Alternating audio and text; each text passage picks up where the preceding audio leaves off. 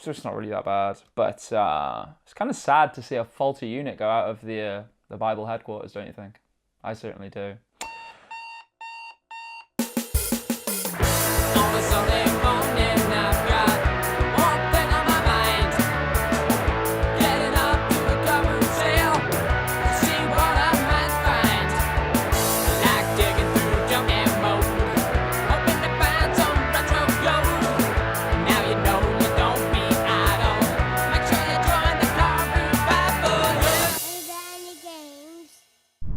Welcome again, guys. We're back.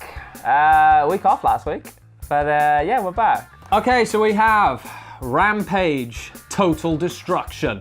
This is Nintendo Wii. I used to really like Rampage on the N64, so I picked this up. I'm pretty sure you can do like a classic version on this. It's only worth about £2. Next up, we have Mario Strikers Charged Football. I wanted to try this out for a while. I'm hoping we might do some sort of Let's Play on this, just to have a bit of a crack. And we'd hope to get $3.50 for it.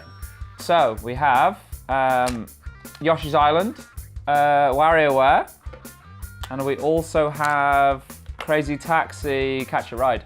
So for the three, it was a £5. So Yoshi's is like £7. Crazy Taxi's the same, that's about £7. And then WarioWare is like surprisingly expensive. The cart you can get about 15 for. So profit overall is great. I'll probably keep these two actually, because I collect Game Boy. Next we have a Nintendo Wii. Now this is the console, the official power supply, the stand, and a couple of games. It also actually included a Wii Fit board, but I had to ask the seller a favour. The only thing is, can I leave the board? Because I just don't need another Wii Fit board. I have two sitting over there, and I don't want another one. I'm hoping I'll get 20 quid out of this. Okay, some Xbox stuff. Xbox Original. Haven't seen this game before. Oddworld. Stranger's Wrath. I just thought this game looked really good. And I'm kind of confused by this game because I thought Oddworld was like Abe's Odyssey and Abe and that whole universe, but it doesn't look like it. Could be wrong. Paid £1 for this, and she seems to be worth around £5.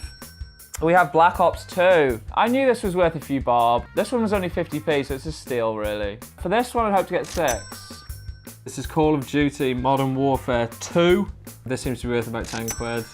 Next up, COD Bundle. So we have another copy of Modern Warfare 2. Black Ops 3, and we have Black Ops 2 again. This is obviously going to get very confusing because we have COD games coming out of our ears at the moment, which is absolutely nuts. But Modern Warfare 2 is the best one of the pack. I originally valued this at like 14 or something. I went down to 10 last time. Now I'm going down to 8. So who knows what next week could be. These ones, 6 each. This is Kane and Lynch Dead Man. This was 50p. It's only worth about 2 quid. It's got a sticker on it on the back. Yet another copy of Modern Warfare 2.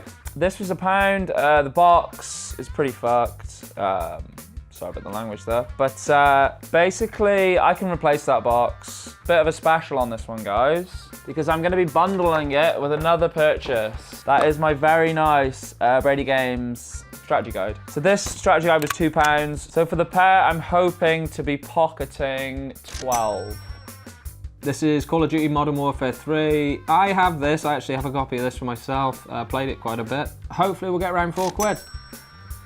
Ukulele, and it's sealed. Funnily enough, I've actually owned this game on the PlayStation 4. This game I was very disappointed with. I was extremely excited to play this game because it's by the people who did like Donkey Kong, I think. Just didn't play super well. It was really difficult in places. Unnecessarily. Some people seem to like it and some people not so much, but I personally was disappointed. Anyway, she's worth 10. This is Need for Speed Undercover. Condition looks okay, actually, pretty good. And this is around 3 quid. You would think I'd learned my lesson with this. I bought a Final Fantasy game a while back for 2 quid, and it was only worth 2 quid. Now this one's slightly better. It was £1, and again it's worth 2. So it's not worth dick, really. Next up, guys, a beautiful little game, Micro Machines V4. I actually bought this for myself. I was recently playing Micro Machines with Ben Jones, shout out Ben Jones, and it was banging. Love a bit of Micro Machines. And if I was to sell her, which I absolutely will not, I'd say £4. This is the DualShock 1. just original grey. It looks in decent condition, and I think I'd like to sell this for £8. Alone in the Dark, the new Nightmare on the PlayStation 2. I kind of picked this up just because it's such a cool game in terms of the artwork. I think it's a horror game. I don't know loads about it. I know you can get it on the Game Boy Color, random fun fact, and she's worth around £4. An absolute stone cold classic. I only ever pick this game up if it's complete with the map and the manual, and this one's even got a bit of a bonus map, because when I opened it I kind of thought, well, there's the original map. What's this thing? Well, it turns out this is actually the map for GTA 5. Could I sell that? Maybe. And it seems to be worth about 5, so. Next up, guys, a game I already own, Tekken 4. Yeah, it's a really cool game. Like, I love Tekken, so it's kind of a no-brainer for me. This one's slightly different to Tekken 3. You can kind of sidestep attacks. I think I get £3.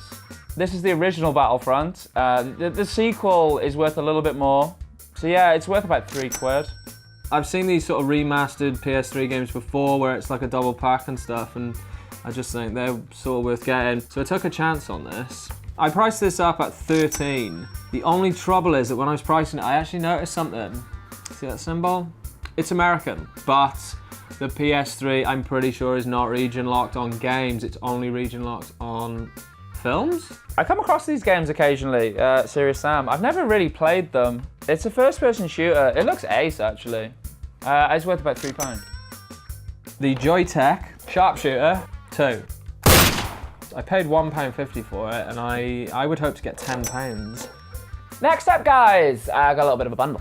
We have a very lovely Fatbox game. Original PlayStation, one controller.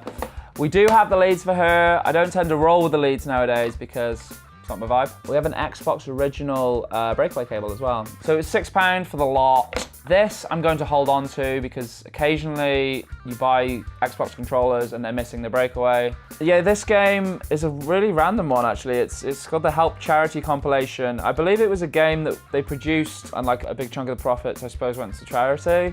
It's got like Road Rage, Broken Sword and Mist on it. It's worth probably like £9. This is the original PlayStation controller. You're going to be seeing these in a lot of households very soon when the Classic gets released. This one's worth about £4. Why am I not selling this as a bundle? I tested her and she doesn't seem to be working at the minute. To be fair, as a faulty unit, I can probably sell this for £7. On to some toys. I'm moving into a market of plushies, and this is quite a large Tigger plush, and it's official Disney. It's from Disneyland Paris. It seems to be worth around £8. I think they wanted a £5 each for these, but I got them down to £7, so they were £3.50 a piece. We're going to sell the two of them for £10 each, which equals £20. Next up, we have more Bakugan Battle Brawlers. I seem to be the Bakugan King. This is a brawler set in a case. There's the card set, and there's 11 brawlers in here. So this is going to be £15. Okay, more on the toys front. This is actually a plug-and-play system. The Namco multi-game. It's got quite a few things on it, Centipede and all sort of shit like that. I did ask if it works, and he said yes. And he said he'd remove the batteries in case of battery leakage. So, seemed to know his shit. Let's hope it just wasn't bullshit. But I think we'll get 11. Guys, as you all know, I love box sets. 2 pints of lager and a packet of crisps, series 1 to 6. I believe there was actually some later series of this. I think it might even go up to series 9. Whether you can actually get the series 1 to 9 box set, I'm not so sure because I had a little bit of a look on Amazon. Couldn't really seem to see it. If I'm wrong, I do apologize. It's worth about 10. Okay, next up we have some retro! Sega Mega Drive 2. So I have the system, the controller, the official Sega power supply, Sega RF switch. 23, I'm gonna say, 23.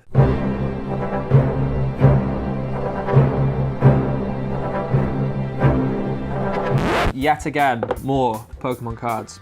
Now, I'm actually overrun with these at the moment. I've got quite a few. I've only actually sold one, but I got £7 for it. It was a Gengar EX card. Now, on opening this tin today, if these were all just sort of generic-y looking cards, I wouldn't have bothered. But on closer inspection, I find a Charizard EX. I find a Charizard EX, which is a secret rare, as it's known, card.